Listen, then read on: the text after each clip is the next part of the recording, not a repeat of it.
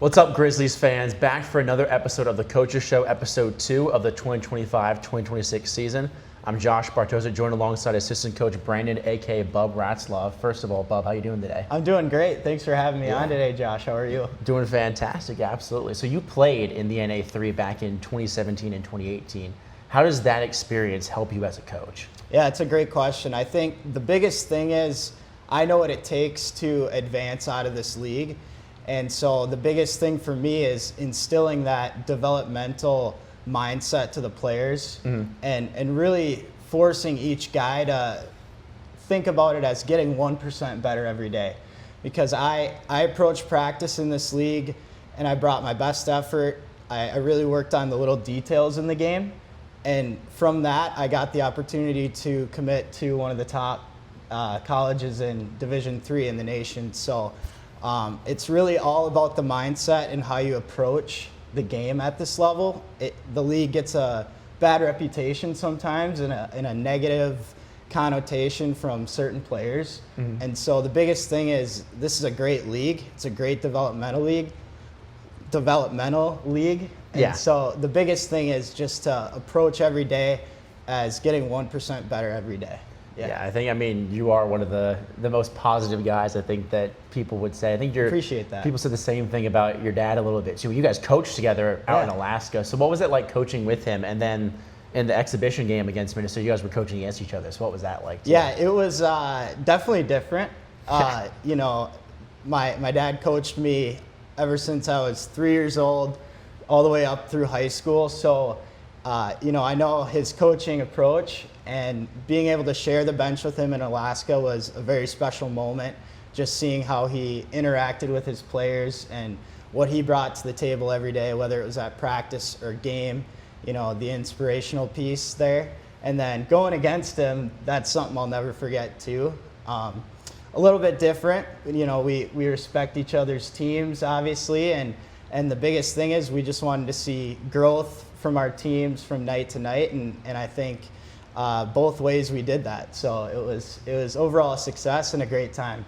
Moving forward to this past week at a split against the Woodsmen, what did you like from the Grizzlies' style of play, and what would you like for them to improve on this weekend against Peoria? Yeah, I think the biggest thing was we never quit, right? Friday night, it was tough for us. We were making mistakes, and the Woodsmen, they were capitalizing on our own mistakes.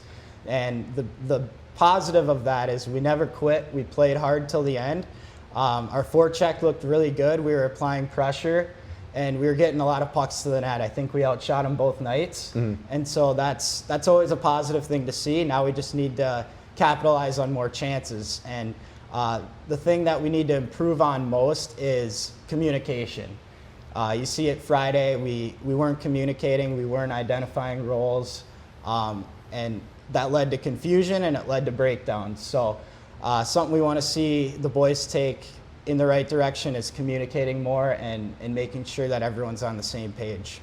Yeah, 80 combined shots this past weekend against the Woodsmen. But when you look forward to the Mustangs this weekend, you look at them on film, what stands out about them coming into town this week? Yeah, I think the biggest thing is we know we're going to get their best effort, and they're very well coached. They are quick to take away time and space. And the other thing is they're a very disciplined team. They drew a lot of penalties last weekend. I think they had 12 or so power plays between the two games against West Bend, and they played a tight game with them. So we need to be disciplined and make sure we're staying out of the box and eliminating some of those chances that they were getting on the power play. Should be a fun one this weekend against the Mustangs, but we'll be right back after word from our team chiropractor, Thrive Wellness. Your body is designed to function at its best, but daily stress, poor posture, and even minor injuries can disrupt your health. At Thrive Wellness, we focus on restoring balance and alignment so you can live pain-free and perform at your peak. Chiropractic care is a natural, effective approach to improving mobility, reducing discomfort, and enhancing overall wellness. Don't wait for pain to hold you back. Call 507-258-4100 or visit thrivewellness.com today to schedule your consultation. Experience the benefits of a properly aligned body because optimal health starts with a healthy spine. And we are back. So now we go into a little bit of the fun question side. Obviously, probably your favorite part of these sort of it's great. segments. Yeah. So I think there's a couple people, myself included, because I'm new here. Where does the nickname Bub come from? Yeah, so that's a great question.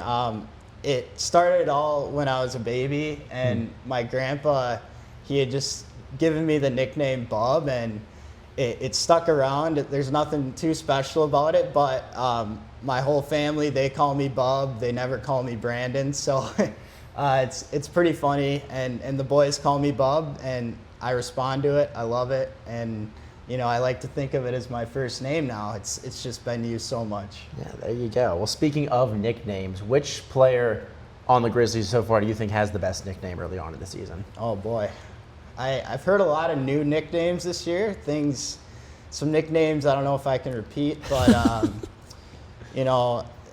it's tough because a lot of them are just last name abbreviated. Yeah.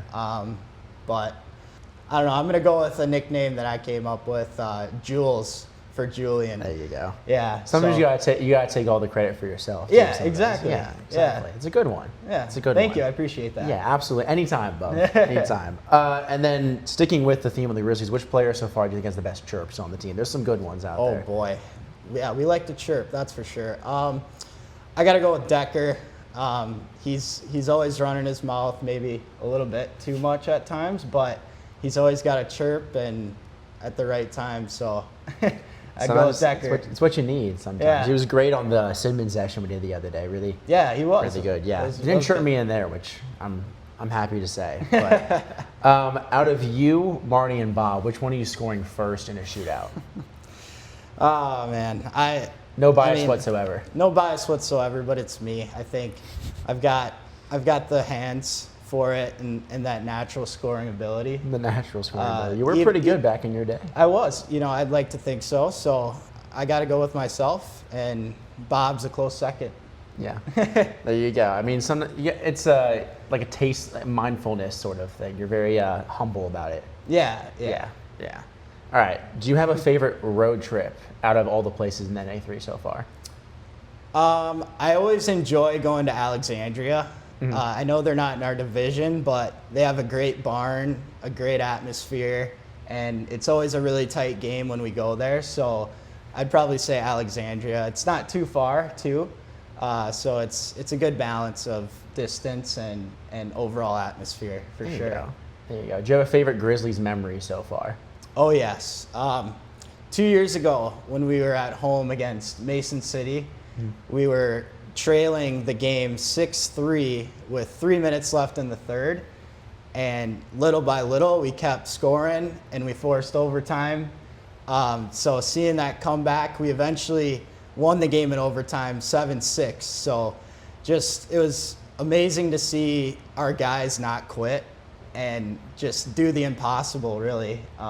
Every guy on the bench believed it would happen, and sure enough, we came out with the win despite being down 6-3 with 3 minutes left in the game. So that was really fun, really cool experience. Probably one of the loudest you've ever heard the rec center, I'm sure. Oh, absolutely. Yeah, the fans were going nuts. They loved it. And, you hate to say it, but unfortunately, I'm sure some of the fans had left and they didn't get to see that comeback. It happens. Make sure you're staying all the way through the game because you never know. It's never over till it's over. Absolutely. Well, I appreciate the time today, Bob. Thank you. I appreciate it too. Thank you, Josh. It was Yeah, great. absolutely. Thank you guys for joining us for this week's edition of the Coaches Show. Team is back at home this weekend against the Peoria Mustangs. Both games are at 7 o'clock this Friday and Saturday. You can buy tickets at tickets.rochestergrizz.com. And as always, let's go Grizz. Thanks, Grizz Nation.